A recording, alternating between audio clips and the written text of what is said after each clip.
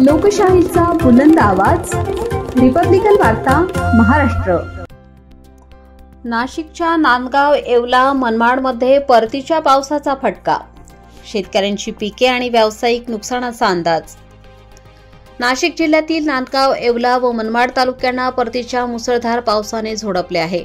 येवला तालुक्यातील उत्तर पूर्व भागात पावसाचा जोरदार तडाखा लागला असून येवला शहरातील घरांमध्ये व दुकानांमध्ये पाणी तुडुंब भरले आहे।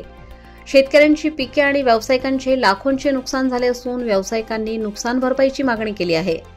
नांदगाव तालुक्यातील मनमाड येथेही पावसाचा जोर असून नांदगाव शहर व परिसरातील शाकंभरी व लेंडी नदीच्या वरच्या भागात पूर येण्याची शक्यता वर्तवली जात आहे। नांदगाव नगर परिषदेचे मुख्याधिकारी नागरिकांना सतर्क राहण्याचे आवाहन करत आहेत व पूर पाण्यात जाऊ नये असा इशारा दिला आहे।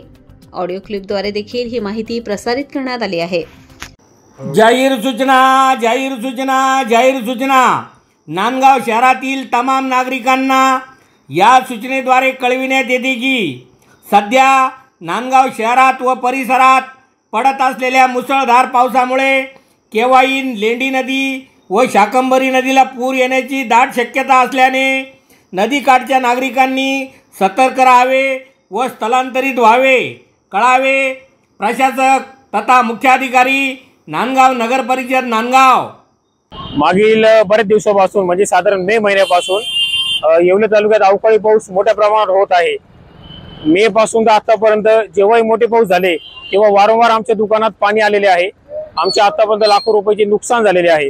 याबाबत आम्ही प्रशासनाला वेळोवेळी कळवले आहे, पण कुठली ठोस उपाययोजना झालेली नाही। रस्त्याचं काम करण्यात आलं, ड्रेनेज पाईपलाईन टाकण्यात आल्या, पण करत छोट्या असल्यामुळे पाणी व्यवस्थित जात नाहीये आणि आधीपेक्षा जास्त पाणी आमच्या दुकानात येत आहे। वारंवार आम्हाला शासनाला विनंती करावी लागते की या पाण्याचा काहीतरी करा, पाण्याचा निचरा होईल जेणेकरून कोणालाही त्रास होणार नाही, पुन्हा ते नुकसान होणार नाही।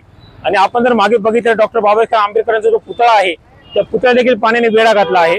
लोक तिथपर्यंत जाऊ शकत नाही आणि तसेच गिऱ्हाईकही आमच्या दुकानात येऊ शकत नाही। आमच्या आतापर्यंत आतोनात नुकसान झालेले आहे। तरी माननीय प्रशासनाला आमची विनंती आहे तातडीने यासाठी काहीतरी उपाययोजना करावे आणि ठोस उपाययोजना करावे जेणेकरून परत हे प्रॉब्लेम येणार नाही। रिपब्लिकन वार्ता महाराष्ट्र न्यूज साठी नांदगाव प्रतिनिधी मुक्ताराम बागुल, नाशिक।